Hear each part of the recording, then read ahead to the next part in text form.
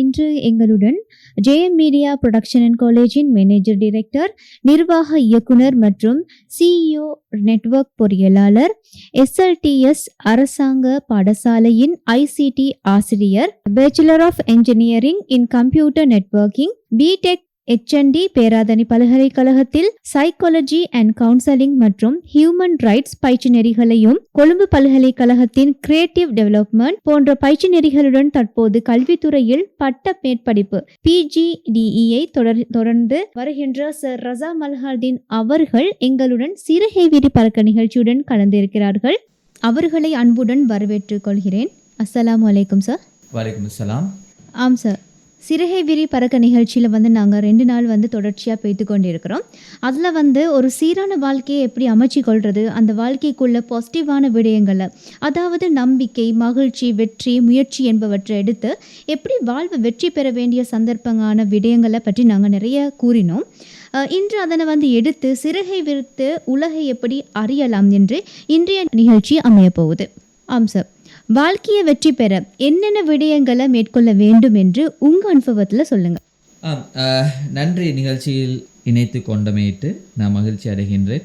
2 நாட்களும் வாழ்க்கையில் எவ்வாறு நாங்கள் சாதிக்க முடியும், எவ்வாறான விடயங்களை நாங்கள் எங்கள் வாழ்வில் எடுத்துக்கொண்டு சாதனையை நோக்கி பயணிப்பது என்பது சம்பந்தமான நிகழ்ச்சியை தொகுத்து வழங்கிய ஷிஹானாக்கும் நாங்கள் நன்றியை தெரிவித்துக் கொள்கின்றோம். அதே போன்று என்னிடம் வைக்கப்பட்ட முதல் கொஸ்டனாக வாழ்க்கையில் சாதிப்பதற்கு எவ்வாறான விடயங்கள் தேவை என்ற கொஷன் என்னிடம் கேட்கப்பட்டிருக்கின்றது. அந்த வகையில் நாங்கள் வாழ்க்கையில் சாதிப்பதற்கு எனது அனுபவத்தின் அடிப்படையில் நான் முதலாவது ஒரு விடயமாக கருது கொள்ளப்பட்டது, பார்த்த கேட்ட விடயங்கள் சம்பந்தமாக பார்க்கும்போது, வாழ்க்கை பற்றி ஒரு சரியான ஒரு புரிதல், தெளிவு கட்டாயமாக ஒரு வாழ்க்கையை சாதிக்கின்ற ஒரு மனிதரிடம் கட்டாயமாக காணப்பட வேண்டும். அப்போதுதான் அவனின் வாழ்க்கையின் பாதையை அவன் நிர்ணயித்துக் கொள்வதற்கு அது ஒரு முக்கிய ஒரு உந்து சக்தியாக அமையும்.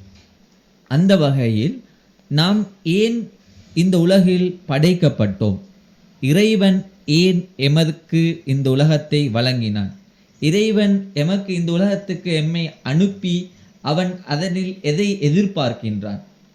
எனவே இவ்வாறான அடிப்படை கொஷன்ஸ்களுக்கு, வினாக்களுக்கு விடை நாங்கள் காணப்படாத போது எமது வாழ்க்கையை ஒரு நாளும் எமக்கு சரியான திசையை நோக்கி நகர்த்தப்பட முடியாது என்பதுதான் உண்மை. சரியான திசையை நோக்கி நகர்த்தப்படாத வாழ்க்கை ஒரு காலமும் வெற்றியை நோக்கியோ சாதனைகளை நோக்கியோ நகராது என்ற விடயம் முக்கியமாக கருத்தில் கொள்ளப்பட வேண்டிய விடயம். எனவே நாங்கள் இந்த சரியான வாழ்க்கை பற்றிய புரிதல் கட்டாயமாக எமக்கு வாழ்க்கையில் சாதிக்கின்ற மனிதனுக்கு அறிவும் தெளிவும் கட்டாயமாக இருக்க வேண்டும் என்ற விடயத்தை கூறிக்கொள்ளலாம். ஆம் சார், உங்கள் அனுபவத்தில் நிறைய விஷயங்களை எங்களோட பகிர்ந்து கொண்டீங்க. அதே போன்று இன்னும் ஒரு கேள்வி, இந்த வயசில் ஒரு காலேஜை ரன் பண்ணிட்டு போகிறீங்க. இந்த வயசில் ஒரு நீங்கள் தற்போது JM media production, JM media college, JM media printing போன்றவற்றோட இன்னும் பல விடயங்களை செய்து வாரீங்க, ரன் பண்ணிட்டு போகிறீங்க. எப்போலேருந்து ஸ்டார்ட் பண்ணீங்க? ஸ்டார்ட் பண்ணும்போது என்ன நம்பிக்கையை கொண்டு ஸ்டார்ட் பண்ணீங்க? இப்போ சக்ஸஸாக போகிறதுக்கு காரணம் என்ன? ஜேஎம் மீடியா ப்ரொடக்ஷன் 2013ஆம் ஆண்டு ஆரம்பிக்கப்பட்டது.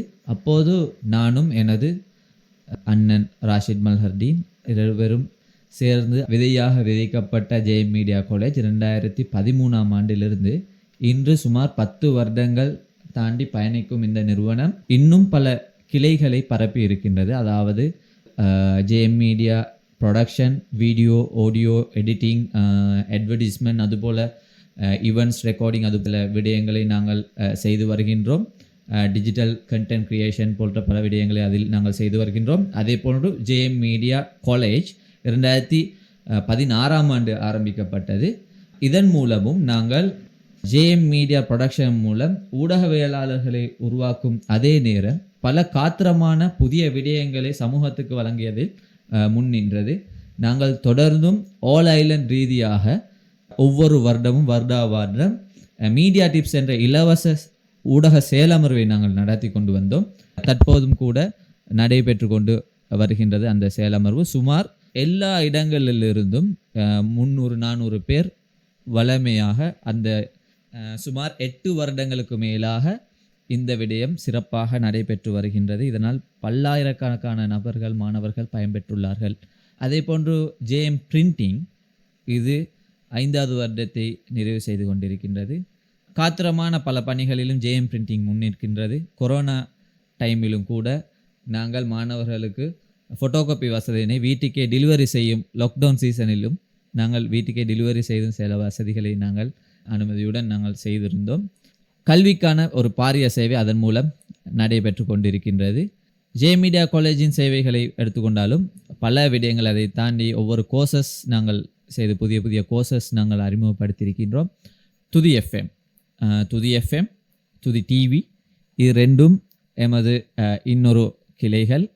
இந்த துதி எஃப்எம் வாயிலாகத்தான் தற்போது நீங்கள் இணைந்திருக்கின்றீர்கள். இது சுமார் 5-6 வருடங்களுக்கு முன்னால் இருந்தே இந்த விடயங்களும் சிறப்பாக சேவைகள் நடைபெற்று கொண்டிருக்கின்றன. அது அல்லாமல் துதி டிவி அதுவும் ஒரு டிஜிட்டல் பிளாட்ஃபார்மில் தற்போது இயங்கிக் கொண்டிருக்கின்றது. அதல்லாமல் எமக்கு ஜேஎம் மீடியா நியூஸ் சேவை இருக்கின்றது. பிரத்யேகமாக வடிவமைக்கப்பட்ட வெப்சைட்ஸ் மூலம் நாங்கள் நியூஸ் சேவை, அதே போன்று வாட்ஸ்அப் அது போன்ற பல விடயங்களில் நாங்கள் நியூஸ் செய்திகளை வழங்குவதிலும் முன்னிற்கின்றோம்.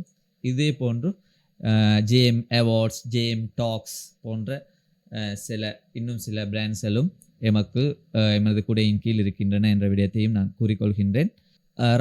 சகோதரர் ராஷித் மற்றும் நான் இணைந்து ஆரம்பிக்கப்பட்ட இந்த ஜேஎம் மீடியா என்ற பெயரில் ஆரம்பிக்கப்பட்ட இந்த விடயம் தற்போது இலங்கை பூராகவும் மட்டுமின்றி சர்வதேச பூராகவும் எமக்கு பயனாளிகள், எம்மிடம் பெற்ற பயனாளிகள், எம்மிடம் கற்ற மாணவர்கள், அதே போன்று எமது ஆடியன்ஸ், எமது ஃபேன்ஸ், இப்படி பல தரப்பட்டவர்கள் இலங்கை நாட்டில் மட்டுமல்ல இலங்கை கடல் கடந்து பல நாடுகளிலும் இருக்கின்றார்கள் என்ற சந்தோஷமான செய்தியை கூறிக்கொள்வதில் நான் மகிழ்ச்சி அடைகின்றேன்.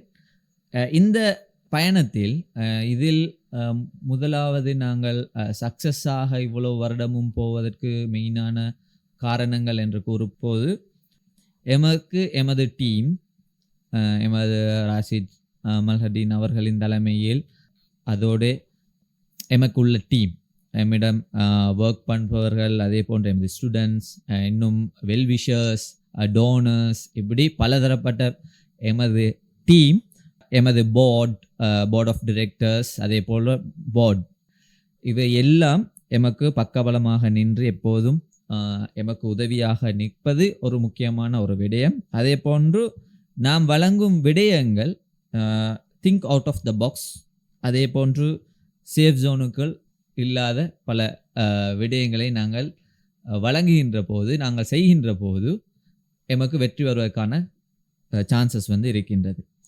அதே போன்று நாங்கள் ஸ்கில்ஸ்களை டெவலப் பண்ணி அப்டேட் பண்ண வேண்டிய தேவை இருக்கின்றது. காலாகாலம் நாங்கள் அப்படியே இருக்காமல் நாங்கள் டெவலப் பண்ணி புத்தாக்கமாக சிந்திக்கின்ற மனிதர்களாக மாறாதவரை எமக்கு வெற்றி என்பது வெகு தூரமாகவே இருக்கும். அதே போன்று ஸ்கில்ஸை நாங்கள் எங்களுக்குள் டெவலப் பண்ணிக்கொள்ள வேண்டும். அதுவும் ஒரு முக்கியமான விடயமாக நான் கருதப்படுகின்றேன். ஒவ்வொரு மனிதனும் தமக்கு ஏற்ற ஸ்கில்ஸை அந்தந்த காலத்துக்கு ஏற்ற போல நாங்கள் டெவலப் பண்ணிக்கொள்ள வேண்டும்.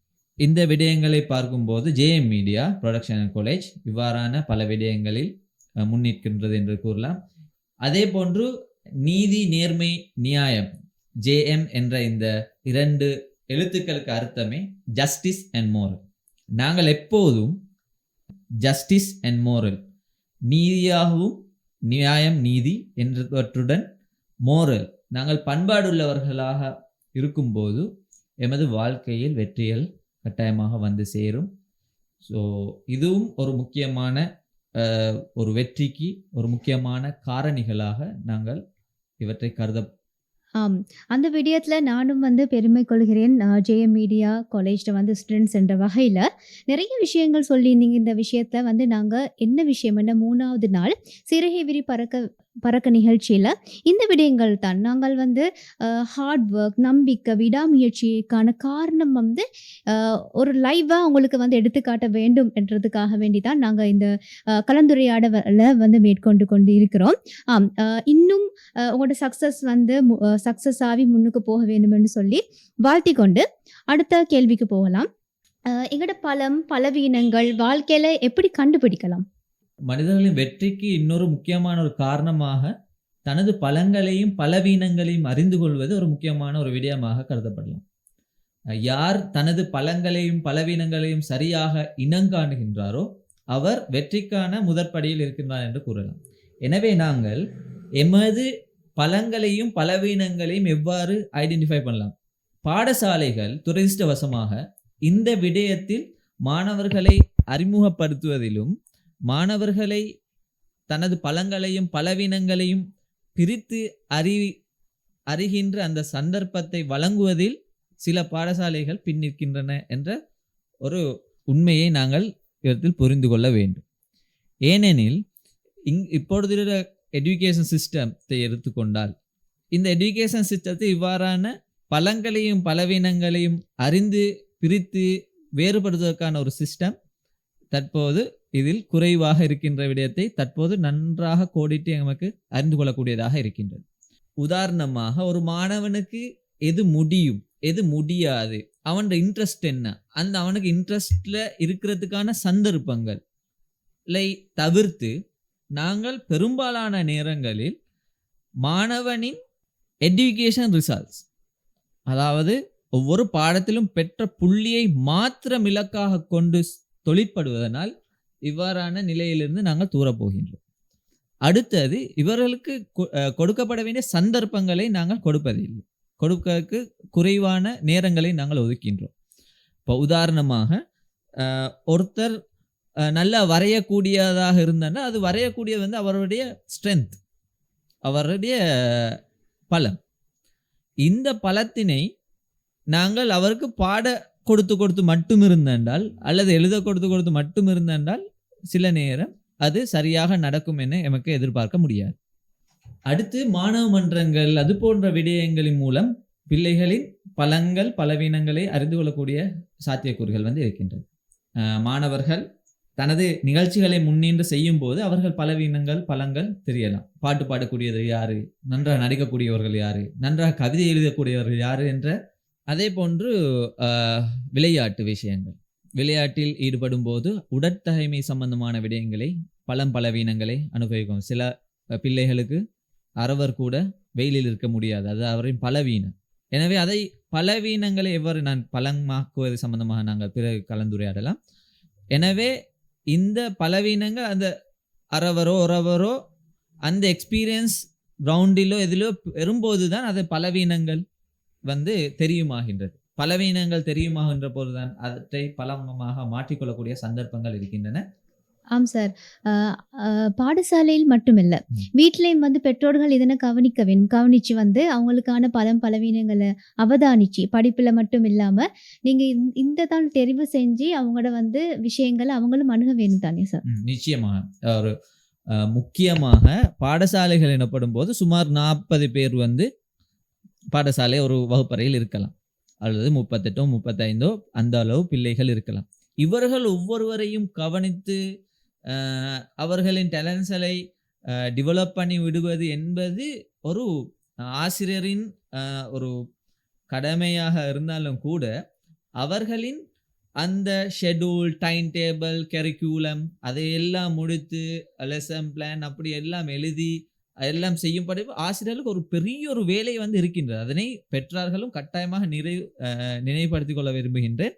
ஆசிரியர்கள் என்பவர்கள் அவர் போகிறார்கள், டீச் பண்ணுகிறார்கள், 7 மணியிலிருந்து 7:30 2 மணி வரையும் அவர்களின் அவ்வளவுதானே, அவங்க சின்ன வேலை தானே செய்கிறாங்க என்று நினைக்கிற மென்டாலிட்டி வந்து இருக்கிறது. ஆனால் உண்மையில் அப்படி இல்லை. அதனை தாண்டி அவர்கள் பல பெரியொரு பொறுப்பை வந்து சுமந்திருக்கின்றது போலவே நிறைய அவர்கள் தியாகங்களையும் செய்திருக்கின்றார்கள். அந்த வகையில் பெற்றார்களுக்கான பங்கு, நீங்கள் கூறியது போல பெற்றார்களுக்கான பங்கு என்று வந்து ஒரு அவர்களின் பிள்ளைகளை வளர்ப்பது முக்கிய ஒரு பங்கை வந்து இருக்கின்றன. எனவே பெற்றார்கள் பிள்ளைகளுக்கு சரியான வழிகாட்டல்களோடு சிறந்த அனுபவங்களை பெற்றுக் கொடுக்க முடியுமாக இருந்தால் அதுவும் கட்டாயமாக கவனிக்கப்பட வேண்டிய ஒரு விடயமாகவே கருதப்படுகிறது. ஆம், நீங்கள் கூட SLTS ICT நியமனமாக ஒரு அரசாங்க பாடசாலையில் ICT ஆசிரியராக கடமை ஆற்றீங்க. அவங்களோட எதிர்காலத்தை பற்றி, மாணவர்களோட எதிர்காலத்தை பற்றி, அடுத்தது எதிர்கொள்ள வேண்டிய புதிய தலைமுறை மாணவர்கள் சமூகம் எவ்வாறு உருவாக வேண்டும் என நீங்க நினைக்கிறீங்க உங்களோட இடத்துல இருந்து? நல்லது கேள்வி. அதாவது ஒவ்வொரு ஜெனரேஷனையும் நாங்கள் பிரித்திருக்கின்றோம். உதாரணமாக X generation, Y generation, millennium generation, இப்படி பல ஜென்ரேஷன்கள் இருக்கின்றன. இதனை நாங்கள் கருத்தில் கொள்ளுமையானால் பல ஜென்ரேஷன்கள் இருக்கின்றன. உதாரணமாக 1981 96 வரையிலும் பிறந்த மாணவர்கள் ஒய் ஜென்ரேஷன் எனவும், அதற்கு முன்னால் உள்ளவர்கள் எக்ஸ் ஜென்ரேஷன் வரும், 1965 80 வரையிலான மாணவர்கள். அதே போன்று அதுக்கு முன் எக்ஸ் ஒய் இசட் ஜென்ரேஷன் 97 2012 பிறந்தவர்கள் இசட் ஜென்ரேஷன் ஆகும். அதே போன்று 2010 அல்லது இந்த 2020 24 இந்த ஜென்ரேஷன் அல்ஃபா ஜென்ரேஷனாகவும் கருதப்படுகின்றது. இந்த ஜென்ரேஷன் கேப்பினை நாங்கள் கட்டாயமாக தெரிந்து கொள்ள வேண்டும். இந்த ஆசிரியர்களுக்கும் இந்த மாணவர்களுக்கும் 20s கிட்ஸ் மாணவர்களுக்கும் இந்த ஜென்ரேஷன் கேப் இருக்கின்றது என்ற விடயத்தை, இந்த ஜென்ரேஷன் கேப்பின் மூலம் பல விடயங்கள் அவர்களுக்கு இல்லாத விடயங்கள் இவர்களுக்கு இருக்கின்றது. அவர்களிடம் அனுபவிக்காத சில விடயங்கள் தற்போது இந்த உலகம் மாற்றுவதன் மூலம் இவங்கள் அனுபவித்துக் கொண்டு இருக்கின்றனர். எனவே ஒரு காலமும் நாங்கள் சிறு வயதில் இருக்கும்போது இப்படி இருக்கவில்லை, தற்போது ஏன் நீங்கள் இப்படி இருக்கின்றீர்கள் என்ற கேள்வியை நாங்கள் ஒரு முறை மீள் பரிசீலனை செய்து பார்க்க வேண்டும்.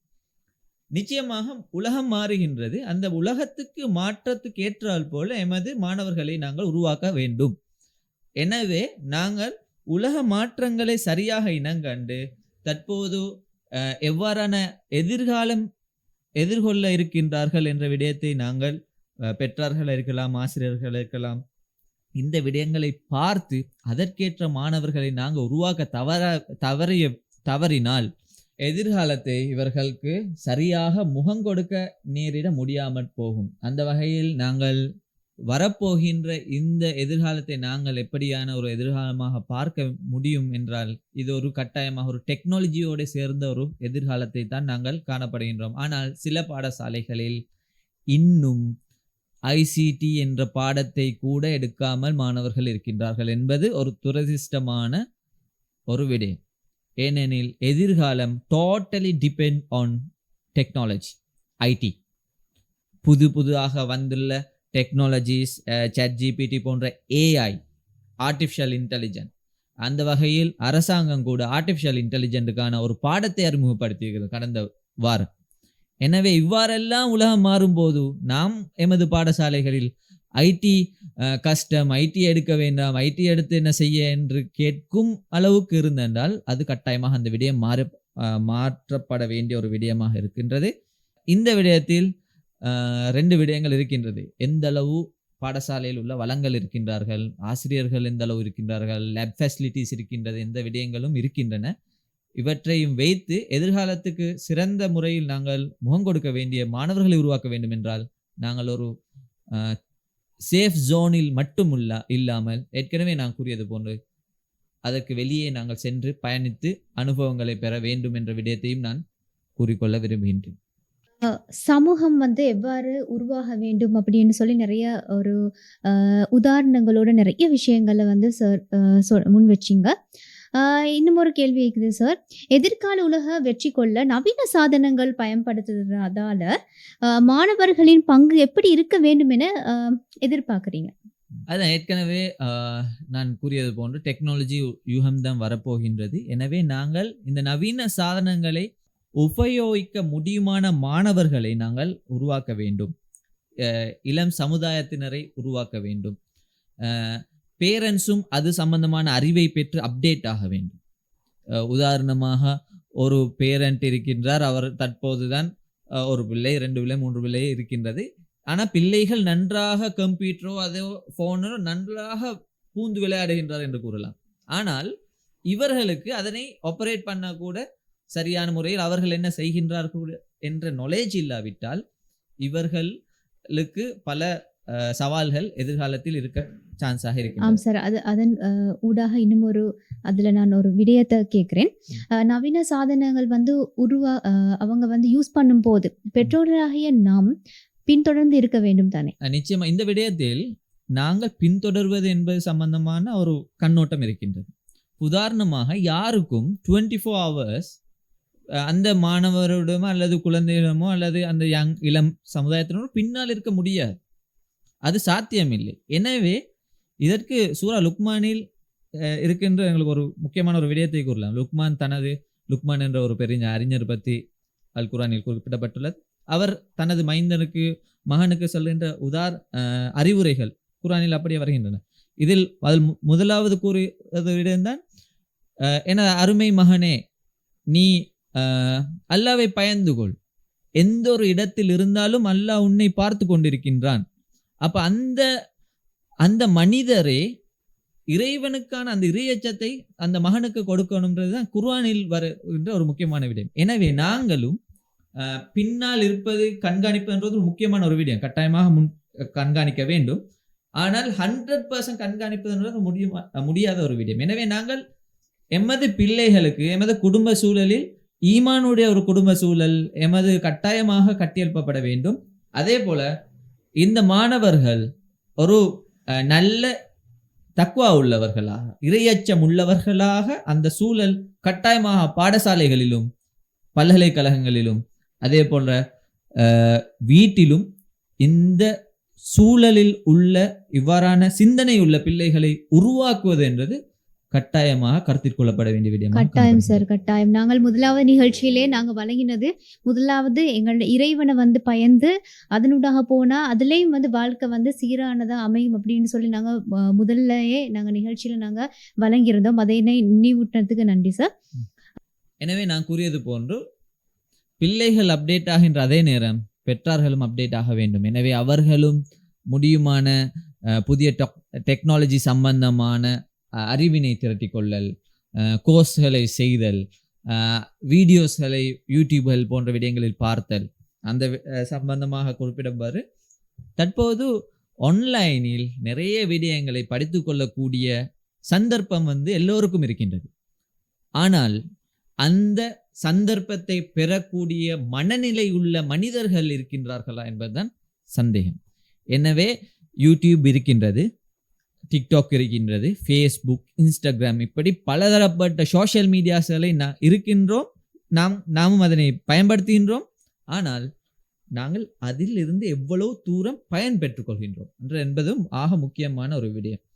ஏனெனில் எமது மென்டாலிட்டி எப்படி இருக்கின்றோமோ அதே போன்றுதான் நான் அதை பயன்படுத்துகின்ற நபரின் மென்டாலிட்டியை பொறுத்துதான் அந்த விடயம் எவ்வாறு பயன்படுத்தப்படுகின்றது என்பது அமையும்.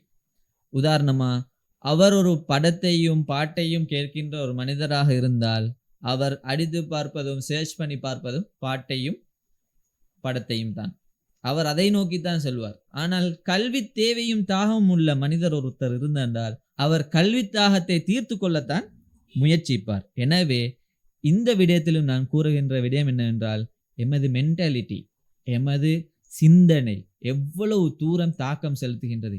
நடைபெறுகின்ற எல்லா பிரச்சனைகளுக்கும் முக்கியமான ஒரு தீர்வாக இந்த சமூக மாற்றத்தின் முக்கிய மைட்கல்லாக இருக்கின்றது இந்த சிந்தனை மாற்றம். எவ்வாறு சிந்திக்கின்றார்கள் இவர்கள்? படத்தை பார்த்து பாட்டை கேட்டு அதில் என்ன நடக்கின்றார் என்பதைத்தான் இவர்கள் சிந்தித்து செய்து கொண்டிருக்கின்றார்கள் என்பதுதான் உண்மை. எனவே இவர்களை கைட் பண்ண வேண்டிய தேவை கட்டாயமாக இந்த மாணவர் சமுதாயத்தை, இளைஞர் சமுதாயத்தை கைட் பண்ண வேண்டிய தேவை எல்லோரிடமும் இருக்கின்றது. இதனை உணர்ந்து நாங்கள் செய்கின்ற போதுதான் நல்ல சாதனைக்குரிய மனிதர்களை எமக்கு உருவாகலாம். இது நீண்ட தலைப்பு, பல விடயங்கள் இதுக்குள் நாங்கள் கதைக்கப்பட வேண்டி இருந்தாலும் நேரத்தில் கருத்து கொண்டு சில முக்கியமான விடயங்களை நாங்கள் உங்களுக்கு வழங்குகிறோம். நல்ல சிந்தனையாளர்களே நல்ல சாதனையாளராக மாறுவார். நிச்சயமா. எனவே நான் ஏற்கனவே கூறியது போன்ற இப்ப டெக்னாலஜியோடு இருக்கும் பிள்ளைகள் அவர்களுக்கு ஸ்ட்ரெஸ் ஆவதற்கான நிறைய சான்சஸ் இருக்கின்றன. மோசமான வழிகளில் போகக்கூடியதுக்கு நிறைய சான்சஸ் இருக்கு. ஆம் சார், நான் அதை கேட்கவே இருந்தேன். ம். இப்போ ஈக்கிற வந்து பிள்ளைகள் வந்து சரியான ஸ்ட்ரெஸ், மென்டாலிட்டி அப்செட் ஆகுறது, அந்த மாதிரி நிறைய விஷயங்கள் வருது. முன்னைய காலத்தை எடுத்துக்கொண்டா வந்து வாழ்க்கையில் அந்த மாதிரி ஒன்று இல்லை. இப்பத்த காலத்து மாணவர்களுக்கு வந்து வாழ்க்கையில வந்து இந்த மாதிரி விஷயங்கள் ஏன் வருது? அல்லா பிசிக்கில்லாஹி ததுமையுன்னல் குலூப், அல்லாஹ்வை நினைவு கூறுவதன் மாத்திரம்தான் உள்ளங்கள் அமைதி பெறுகின்றன ஒரு குர்ஆன் வசனம் இருக்கின்றது. எனவே இறைவனை விட்டு எந்த விடயங்கள் எமக்கு நாங்கள் தூர செல்கின்றோமோ அந்த விடயங்களில் நிம்மதி இருக்காது. அது எந்த விடயமாக இருந்தாலும் சரி, ஒரு விடயம் எமக்கு இறை சிந்தனையை விட்டு தூரமாக்கின்ற ஒரு விடயம் எந்த விடயம் இருந்தாலும் அதில் நிம்மதி இருக்காது. எனவே நாங்கள் இந்த நிம்மதியை பெற வேண்டும் என்றால் அந்த இறைவனுக்கு நாங்கள் எகெயின் அந்த விடயத்துக்கு போனாலும் எகெயின் நாங்கள் இறைவனோட கண்டெக்ட் ஆக வேண்டிய தேவை வந்து இருக்கின்றது. இந்த சோஷியல் மீடியாக்கள் அல்லது டெக்னாலஜி இறைவனின் சிந்தனையை விட்டு ஒரு மனிதரை தூரமாக்கினால், அவர் படமோ பாட்டோ ஏதோ சம்பந்தமான அது சம்பந்தமான தேவையில்லாத விடயங்களில் அவர் போகும்போது இறை சிந்தனையிலிருந்து தூரமாக்கப்படுகின்றார். எனவே அவருக்கு ஸ்ட்ரெஸ் வருகிறது. எனவே அவர் எகெயின் அவர் தொழுகைக்கோ இறை சிந்தனைக்கோ அல்லது அதன் மூலம் ஒரு குராத்தொன்றையோ எந்த கேட்கும் ஒருவருக்கு கட்டாயமாக இந்த ஸ்ட்ரெஸ் வந்து வராது. இந்த ஸ்ட்ரெஸ்ஸுக்கான மூல காரணமாக இறைவனிடமிருந்து தூரமாகின்ற இந்த மெயினான ஒரு விடயம் காணப்படுகின்றது.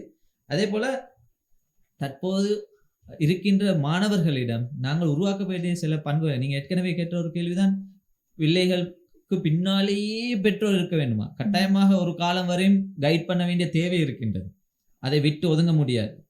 ஆனாலும் ஒரு காலகட்டத்தில் அவர்களுக்கு விளங்குகின்ற காலம் வரும்போது அவர்களுக்கான செல்ஃப் மோட்டிவேஷனை, செல்ஃப் டிசிப்ளினை நாங்கள் பழக்காவிட்டால் நாங்கள் தொடர்ந்தும் பின்னால் இருக்க வேண்டிய தேவை இருக்கு.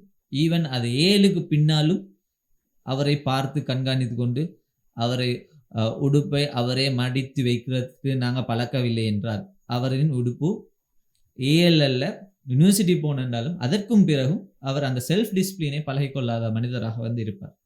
அதே போல செல்ஃப் மோட்டிவேஷன், எவ்வளவு விழுந்தாலும் எல்லாம் மனிதனுக்கு அதனை பழக்க வேண்டும், அதனை பழக வேண்டும், அதற்கான சந்தர்ப்பத்தை உருவாக்க வேண்டும், அவருக்கான கைடன்ஸை வந்து கொடுக்கணும். எனவே இப்படி கட்டாயமாக நாங்கள் வாழ்க்கையில் ஒரு காலமும் எல்லோருக்கும் சந்தோஷமாக மட்டும் இருக்க முடியாது. வாழ்க்கை என்பது சந்தோஷமும் வரும், கவலையும் வரும். வாழ்க்கை என்பது மேடும் இருக்கும், பள்ளமும் இருக்கும். என்னாலும் பள்ளத்தில் போகும்போது ஹாயாக காத்து வீசிக்கொண்டு போக முடியாது. எனவே நாங்கள் இந்த மேடேறும் போது இது எவ்வாறான மேடு, அதன் ஆழ மகளங்கள் என்ன என்ற விடயங்களை நாங்கள் அவர்களுக்கு அறிமுகப்படுத்தினால் இந்த விடயத்தை அவர் செல்ஃப் மோட்டிவேஷன் உள்ள பர்சனாக மாறுவார். இந்த பர்சனாக மாறுவதற்கு நாங்கள் பயிற்சி எடுக்க வேண்டும். அது சும்மாவே ஆட்டோமேட்டிக்காக நடக்கிற ஒரு விடயம் அல்ல. எனவே நாங்கள் பிள்ளைகளை உருவாக்குறது, வாழ்க்கையில வெற்றி பெற மனிதர்களுக்கு இருக்க வேண்டிய பண்புகளை எங்கட சமூகத்துக்கு, எங்கட பிள்ளைகளுக்கு, எங்கட யங் ஜெனரேஷனுக்கு கொடுக்குவதன் மூலம் ஒரு வெற்றி பெற்ற ஒரு மனிதர்களாக எங்களுக்கு உருவாக்க முடியும். இது யாரு எந்த இடத்துல எப்படி கொடுக்கணும், அதை எப்படி வந்து பயன்படுத்தணும், இது வந்து ஒரு பெரிய, நான் ஏற்கனவே சொன்னது போல இதுக்கான ஒர்க் ஷாப்ஸில் வந்து கட்டாயமாக பங்கு கொள்ளணும். எங்களோட லைஃப்பை எப்படி வந்து அமைச்சு கொள்ளலாம் என்பது சம்பந்தமா. ஸோ நான் மேற்குறிப்பிட்ட சில விடயங்களை நாங்கள் இது பண்ணினோம். இது மட்டுமான்னு கேட்டால் இது மட்டுமல்ல, இன்னும் பல விடயங்கள் இருக்கின்றன. ஆனால் நாங்கள் இந்த விடயங்களை எங்கு நாங்கள் படித்து கொள்ளலாம், இவ்வாறான விடயங்களுக்கு நாங்கள் எங்கு செல்லலாம், இந்த கைடன்ஸ் கட்டாயமாக தேவைப்படுகின்றன. அதற்கான ஒர்க் ஷாப்ஸ்களும் அதற்கான நிகழ்ச்சிகளும் உங்கள் ஊர்களிலும் பாடசாலைகளிலும் ஊர் நிறுவனங்களிலும் உருவாக்கப்பட்டால் அல்லது உங்களுக்கான அழைப்பு வந்தென்றால் கட்டாயமாக நீங்கள் அதுக்கு செல்லுங்கள், உங்களை அப்டேட் பண்ணி கொள்ளுங்கள், லைஃபை படியுங்கள், அதன் மூலம் டெவலப் ஆகுங்கள். அதன் முக்கியமான விடயம். எனவே நாங்கள் இவ்வாறான விடயங்களை எங்களோட வாழ்க்கையில் எடுத்துக்கொள்வதன் மூலம் எங்களுக்கும் வாழ்க்கையில் சிறகை விரித்து பறப்பதற்கான சந்தர்ப்பங்கள் கட்டாயமாக நிச்சயமாக ஏற்படும். தொடர்ந்தும் பிராக்டிஸ் பண்ணி எமது வாழ்க்கையில் வளப்படுத்திக் கொள்ள வேண்டும் என்ற விடத்தையும் நான் நேர்களோடு பகிர்ந்து கொள்கின்றேன். பறக்க நிகழ்ச்சியோட சார் ரஸா மல்ஹார்தீன் அவர்கள் வந்து நிறைய விஷயங்கள் வந்து வாழ்க்கையில் வெற்றி பெறுறது எப்படி, இந்த வந்து அவங்களோட சக்ஸஸான விடயங்களுக்கு வந்து அவங்களோட வந்து வாழ்க்கைய அனுபவத்தை நிறைய விஷயங்கள கூறினாரு. நம்பிக்கைய வந்து எப்படி ஸ்டார்ட் பண்றது, என்ன மாதிரி ஒரு விஷயத்த நீங்களும் ஸ்டார்ட் பண்றேன்னு சொன்னா, இந்த விடயங்கள எடுத்து உங்களுக்கு வந்து இந்த வாழ்க்கையில கொண்டு போகலாம். அடுத்தது வந்து எங்களோட பலம், பலவீனங்கள் என்ன மாதிரி நாங்க வந்து வெற்றிகரமாக எதிர்கால உலக வந்து வெற்றி கொள்ள வந்து நவீன சாதனங்கள் வந்து எப்படி பயன்படுத்த வேண்டும், அதுல வந்து ஆசிரியர்கள் மற்றது வந்து பெற்றோர்களின் பங்களிப்பு என்னென்ன, இது மாதிரி நிறைய விஷயத்த வந்து டீப்பா எங்களுக்கு வந்து சொன்னாரு. ஆம், அன்பார்ந்த மாணவர்களே, பெற்றோர்களே, சமூகத்தில் இருக்கிற அனைவருக்கும் இந்த விஷயத்த வந்து நாங்க சொல்லிக்கொள்ள விரும்புகிறோம். நாங்கள் சிறுகை விரி பறக்க முதல் நாள்ல இருந்தே வந்து இறை நம்பிக்கையும் நாங்க முதல்லே கொண்டு வந்தோம். இறை நம்பிக்கை, அடுத்தது பெற்றோர்களின் பேச்சை கேட்க வேண்டும், ஆசிரியர்கள் அதுக்குள்ள எங்களோட வாழ்க்கையில நிறைய ஆட்கள் வந்து மனிதர்கள் வந்து உட்புகுறாங்க. அதனால வந்து நாங்க நிறைய விஷயங்கள வந்து வாழ்க்கையில நாங்க படிச்சு அவங்கள்ட்ட இருந்து எடுத்துக்கொள்ளத்தான் வேண்டும். எடுத்துக்கொண்டு எங்களோட வாழ்க்கைய ஒரு வெற்றி பயணமாக நிம்மதியான, ஒரு சந்தோஷமான, அழகான வாழ்க்கையா நாங்க கொண்டு போறதுக்கு நாங்க இந்த 3 நாளும் நிறைய விஷயங்கள் நாங்க உங்களோட பகிர்ந்து கொண்டோம். இந்த விஷயங்கள வந்து உங்களோட வாழ்க்கையில நீங்க எடுத்து நடந்து சிறகு விரிச்சு உலக அறிய எங்களோட வாழ்த்துக்களை சொல்லிக்கொண்டு எங்கள் கலையகத்தில் கலந்து சிறப்பித்த சர் ரஸா மல்ஹர்தீன் அவர்களுக்கு நன்றியை தெரிவித்துக் கொள்கிறேன். நன்றி. பாரக்கல்லாஹ் ஃபீக்.